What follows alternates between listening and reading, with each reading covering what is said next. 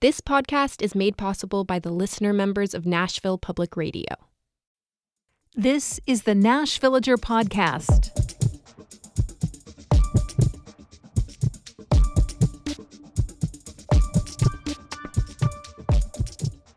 It's April 21st, 2025. On this day in 1936, Nashville outlawed marijuana for the first time. And actually, calling the drug marijuana was still a pretty new thing here, too. Until the 30s, the standard term used in America was cannabis. Newspaper magnate William Randolph Hearst led the way in adopting the Spanish word as part of his sensationalist news coverage. Hearst associated THC with Mexican people, and he absolutely hated Mexican immigrants. He was also worried about a growing market for hemp because at that time, some of the land used for farming timber was being converted to hemp farms, and he was afraid fewer available trees for paper production would drive up the cost of making newspapers. So Hearst ran a lot of stories demonizing marijuana and using that word, marijuana. The stories in his papers exaggerated the effects of THC. They said it induced insanity, criminality, and death. They portrayed it as a dangerous substance for degenerate people. The DuPont Company, which was a major employer in Davidson County at the time, joined in the fight against cannabis, too. DuPont's pharmaceutical arm was worried that people would be less likely to buy their medications if they could treat some of their symptoms with marijuana.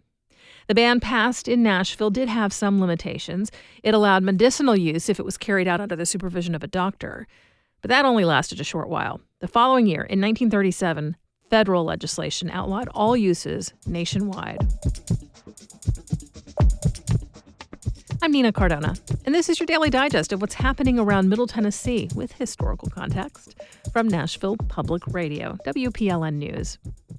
One thing I notice online pretty much every year at the start of Tennessee's legislative session are a few excited posts on social media or Reddit of people saying, "Hey, look, there's a bill in the General Assembly to legalize marijuana. It's finally happening." And I just shake my head and wonder how long it will be before the person realizes that even though one or two lawmakers try just about every year, those bills go nowhere. Honestly, that's a good thing to remember just in general. A lot of legislation never makes it through the committee system. There are a lot of pipe dreams in the initial list of bills. But this year, one that's gone far goes the opposite direction on THC. It outlaws a lot of the products currently up for sale at Tennessee's brightly lit vape shops and aesthetically curated dispensaries. First of all, a little bit of explanation on how THC can be available in those stores at all. Marijuana, the form of cannabis that can be easily smoked, is still illegal in our state. Marijuana offers relatively simple access to the chemical component THC. But a related plant called hemp has only a negligible amount of THC. It does have a lot of a precursor chemical called THCA, and when that's heated up, in something like a vape, perhaps, or by making things like transdermal patches or crystalline powder, THCA is converted into THC. A lot of the products that have been legally for sale in Tennessee are that hemp-based THCA. And honestly, the reason one of these things is legal and the other is not is basically just a loophole in the federal law.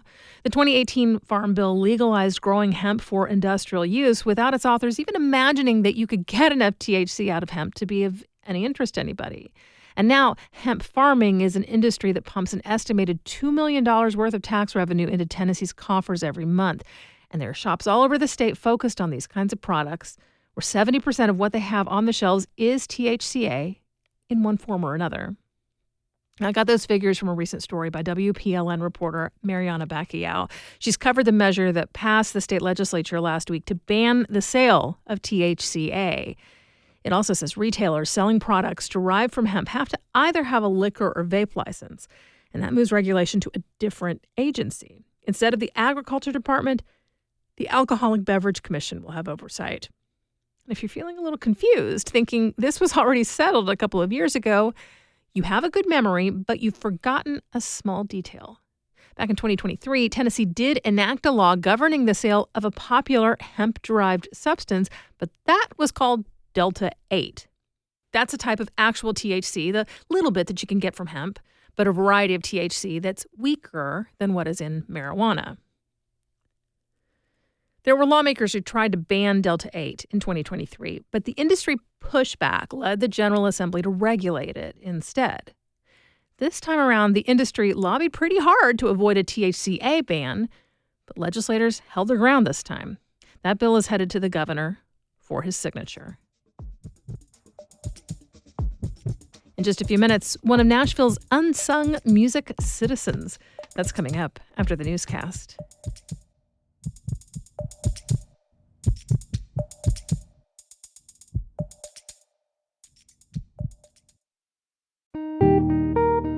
We know that local government isn't the only part of your life. Like the mayor, I know that city government isn't the only thing you're concerned with.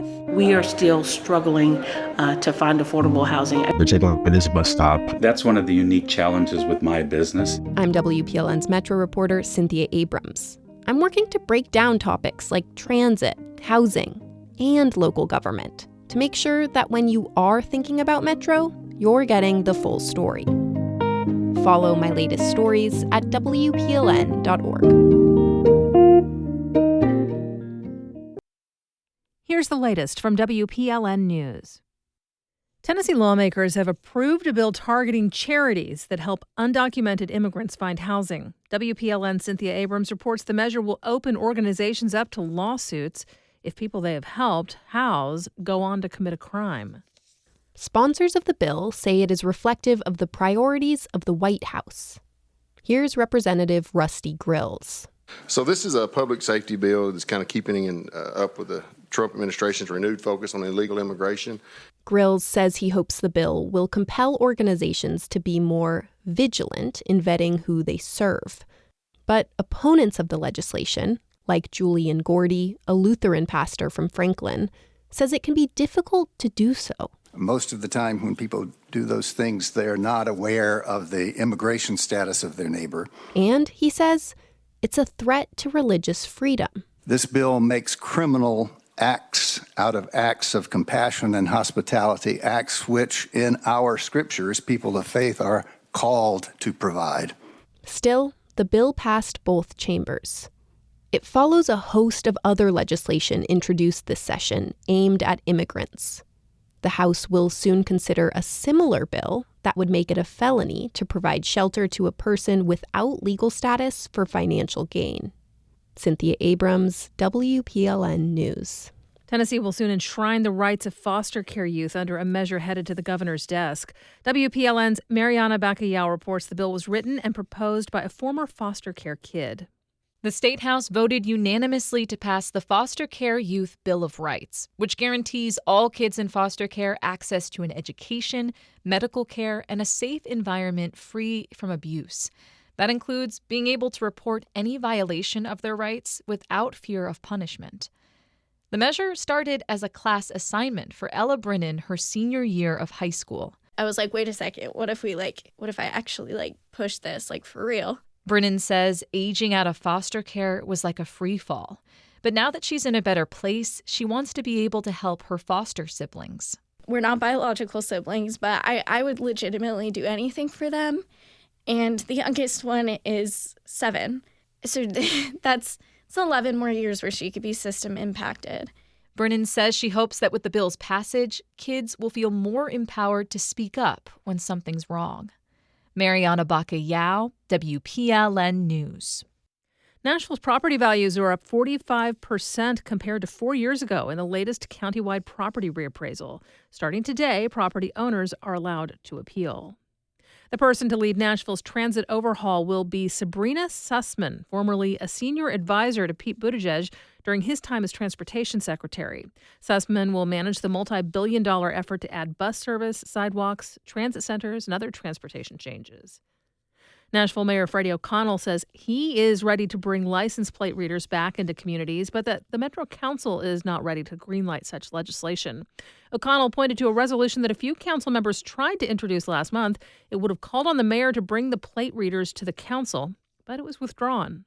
I think what you've seen upstairs in the Metro Council is they can't even get to consideration of a resolution asking us to bring LPR policy there. So I would say we are ready to bring overall responsible frameworks for a variety of public safety tools to the Metro Council, and we are waiting on them to be ready to introduce them to the community. The cameras, called LPRs, capture the license plates of passing cars. The information is then fed through a national crime database to see if the drivers have any criminal history.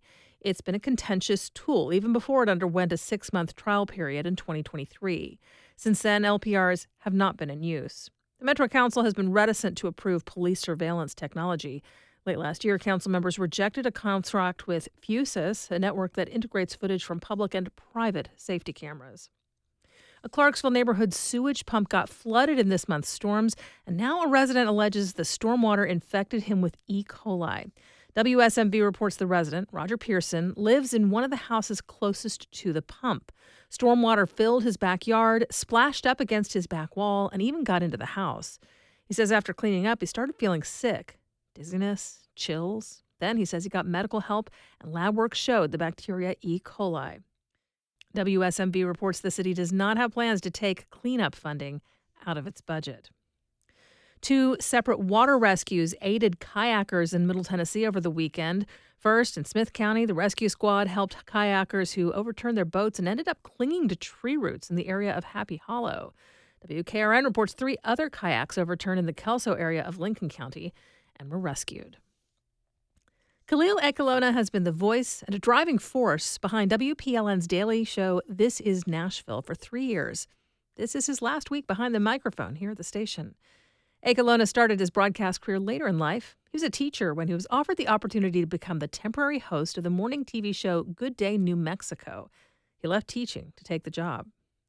For my students in New Mexico at the time and my students that I taught in LA, I always told them, you never know how old you will be when that opportunity you were searching for arrives. Are you going to take it or not? Something told me you have to take this philosophy and make it real, not only to yourself, but to your students. You can hear Khalil Ekalona share more about his life and his time on This Is Nashville on today's episode. And you participate in his last episode, a call-in show, on Thursday. There's a new addition at the Nashville Zoo. He's a more than 2-week-old piglet named Chive, a Red River hog who weighed 2 pounds when born. Zoo officials say Chive is the same size as a small antelope, for anyone who knows that by sight. Zookeepers, you don't count. Chive came earlier than expected, catching the zoo team by surprise. Mom apparently has no interest in raising Chive, so he's being looked after by an animal care team and is said to be growing very quickly. You'll find more news anytime at WPLN.org. Music City is home to quite possibly the world's most prolific piano tuner. Brent Arledge is a second-generation tuner working for musicians like Dolly Parton, Alicia Keys, and Ray Charles. He's the guy who tunes the pianos at the Grand Ole Opry, the Ryman, and the Schermerhorn Symphony Center. Music reporter Justin Barney got up early to follow Arledge for a day for Nashville Public Radio's podcast, Music Citizens. It is 5:58 a.m. It's dark outside. There's no cars. There he is. I met him at 6 a.m. Hey, man. How's it going? Good, how are you? And he had already tuned multiple pianos. Sorry I'm running just a little bit behind, but had a little snafu this morning. But no big deal. Because the first sessions start at 10 a.m. Yeah. And so that's like his thing. He's like, I need to tune all the pianos before the first session start at 10 a.m. Voice it down just a little bit to make it match the rest of the keyboard. Do you always get started this early? Generally, 5 a.m. is pretty standard. So I've had, half a pot of coffee and ready to rock. So.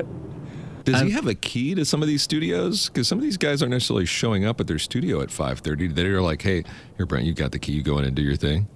He has the keys to the city. Like, literally. I've got 3 sets of these keys. Janitor, like, giant keys. And like all these key fobs. Maybe don't tell people that because it's keys and codes to every studio in town. And then, just like that, a jingle of the keys, a wave to the security guard, and we are walking onto the empty stage of the Ryman Auditorium. All right. One of the most famous venues in America. Here she is. the patient. Yamaha C7, pretty standard for rock, pop, country world. So what is the first thing you do?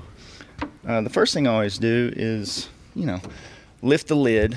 I'll give it a quick oral, by ear analysis in a couple of sections, and then just get to work.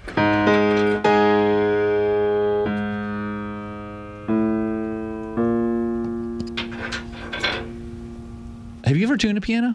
Oh, no. I've played one, but I've never tuned one, no. But you've tuned a guitar? Yes, absolutely. And so when you're tuning the guitar, you're really easily turning the knob at the end. Yes. So the piano, there's 88 keys, and on most of those keys, not all, there are 3 strings that make each note.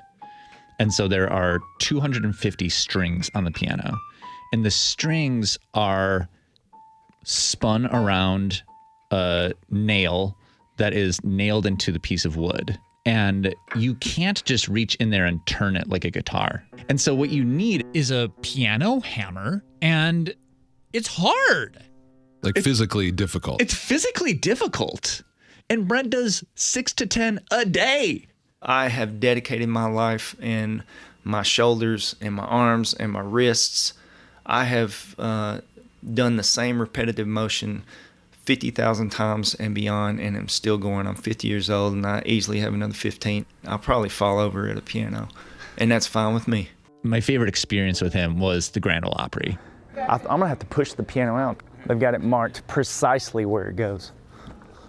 We get there, and I am following Brent as he is wheeling the piano onto the stage at the Grand Ole Opry. Spotlights on him. Here's the biggest stage in country music. It was unreal. And then he sits there alone on the stage of the Grand Ole Opry and tunes this piano for half an hour. So I'm going to correct these notes. You're listening for waves. This will be a good example down here. Hear that? Wow, wow, wow. It's those notes and how they resonate within a piano that musicians are listening for. Am I overworked? Yes, I am overworked. But I take pride in the fact that I'm the guy. Yeah. And I take pride in the fact that I am a small piece of the puzzle. That's my mark on history, being a part of the music that has been created in this town since 1999. Brent is like an uncredited player on every song that's come out of Music Row that involves a piano for the last 25 years. Is that crazy? That's crazy to think, yeah, that he is he is the overtone player, uncredited overtone player. It's the service side of things. We are the performance before the performance.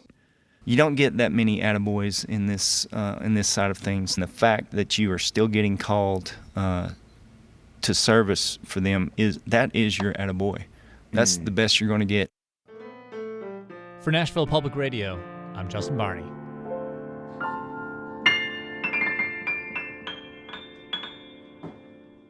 You can hear the full Music Citizens episode now anywhere you get your podcasts. Thanks for listening to the Nash Villager podcast. We take this look at Nashville news every weekday. If you like it, go ahead and subscribe on your favorite podcasting app and tell a friend or give us a mention on your socials. It really helps get the word out. And of course, everything at WPLN News is listener supported. You can become a member at WPLN.org. And that's it for today. Thanks so much for listening. Let's make this day a good one, and we'll catch back up tomorrow.